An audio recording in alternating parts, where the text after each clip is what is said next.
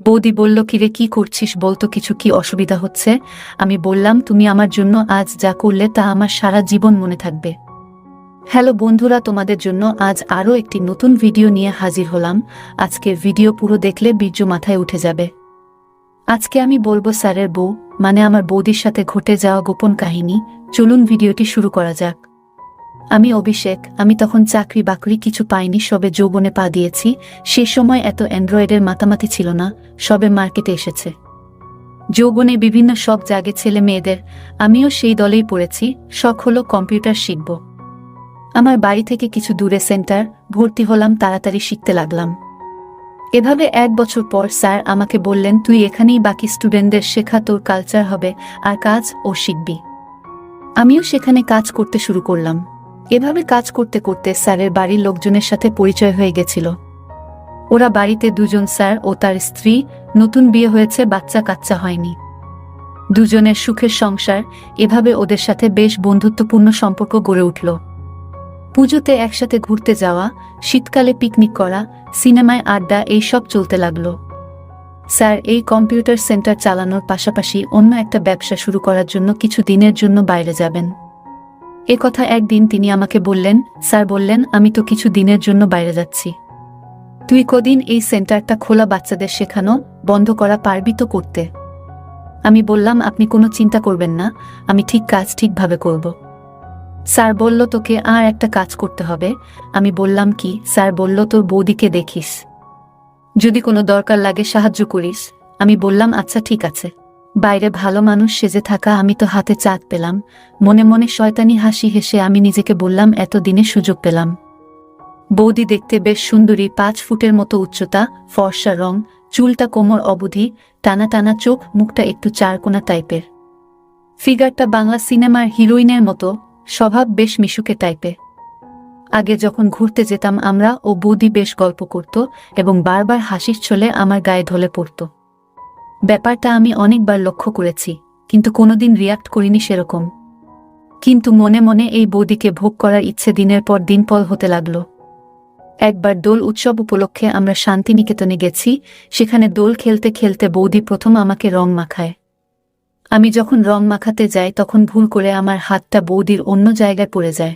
পরে বৌদিকে সরি বলতে গেলে ও বলে, এটা তো স্বাভাবিক, আমি কিছু মনে করিনি, তুই কি ইচ্ছে করে করেছিস নাকি? এটা বলার সময় বৌদির চোখের চাহনি আর ঠোঁটের বাঁকা হাসি যে কি মনে করছিল সেটা আমি সহজেই বুঝে গেছিলাম। শুধু দরকার সময়ের আর সুযোগের।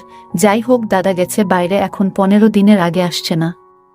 গ্রীষ্মের সময় সারাদিন সেন্টারে খাটাখাটনি করার পর রাত 8টায় সেন্টার বন্ধ করে বৌদির কাছে যেতাম আড্ডা দিতে। বৌদির হাতে চা খেয়ে মাথা ধরে থাকলে ছেড়ে যেত, যদিও আমি চা খেতে বা গল্প করতে যেতাম না। আমি যেতাম টোপ দিয়ে মাছ ধরতে।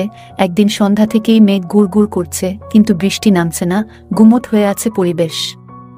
সেন্টারের এসিটাও গেছে খারাপ হয়ে। আমার তো মাথা ধরে ঢাক।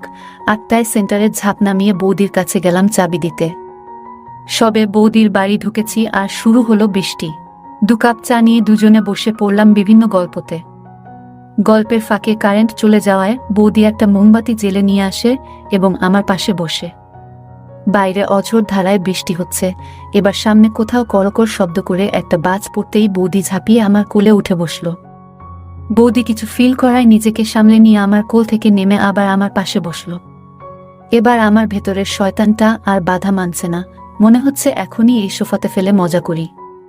কিন্তু মনকে বাগে আনতে হবে। আমি বললাম, বৌদি এবার উঠি, আমাকে বাড়ি যেতে হবে। বৌদি বলল, ওমা এই বৃষ্টিতে কি করে যাবি? ভিজে গেলে শরীর খারাপ হবে, এখন থাক, বৃষ্টি থামলে পড়ে যাবি। আমার কাছে থাকতে কি তোর খারাপ লাগে? আমি বললাম, না না, খারাপ কেন লাগবে?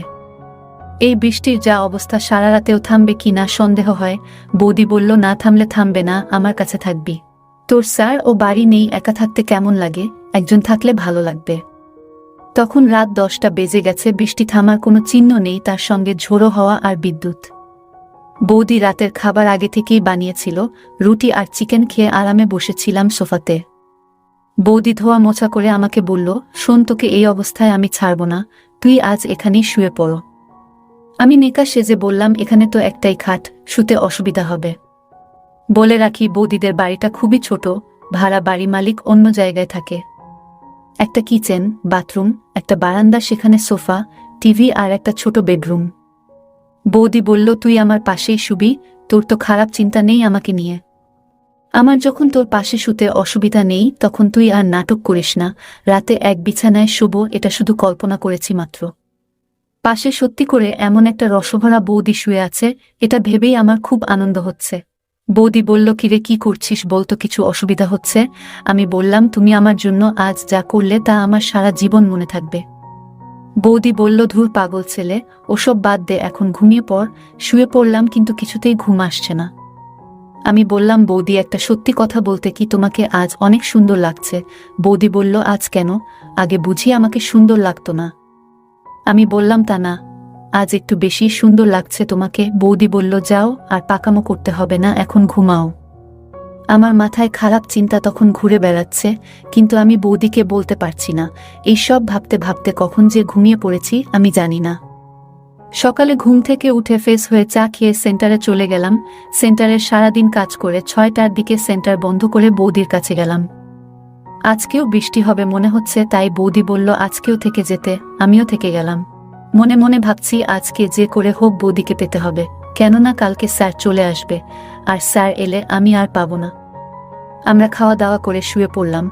আমি এবার বুকে সাহস নিয়ে বৌদিকে আমার মনের কথা বললাম। বৌদি বলল, তোমার কি মাথা খারাপ হয়েছে নাকি? তুমি জানো তুমি এসব কি বলতেছ? তাছাড়া আমি তোমাকে ভাইয়ের মতো দেখি।